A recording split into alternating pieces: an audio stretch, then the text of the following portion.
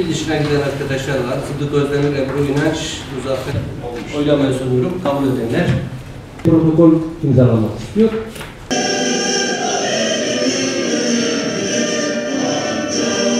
Hepimizin tarih önünde büyük sorumluluğu var kıymetli dostlar. Niyazi Mısri bölgesi, o emeksiz çevre yolu köşesinden bahsediyorum. Yapıların %99'u yıkılmış. Şimdi Saray Mahallesi'nde örnek vereyim, somutlaştırayım. Saray Mahallesi 4500 tane hak sahibi bekliyor arkadaşlar. Toplam 4500 kişi.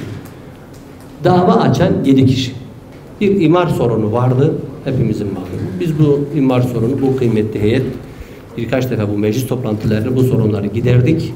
Şu anda hiçbir sorun kalmadı. Buna rağmen istenilen seviyede değil. Heybeden konuşanları dinlemeyelim. Rant, ya birine rant elde et. Ya nasıl bir rant arkadaş? Ben bu rantı anlamadım. Nerede var? Yani bu cümleyi kurmak kolay. Bu işin siyasi boyutu yok. Sonuç ne? Şehir ayağa kalkıyor mu? Kalkmıyor mu? Filan partili, şu partili, bu partili konuşmanın zamanı değil. Bu işin siyasi tartışması olur mu? Muhakkak katkı sunalım kıymetli dostlar. Önemli olan şehrin ayağa kalkması, ticaretin dönmesi, giden hemşehrilerimizin geri dönmesi.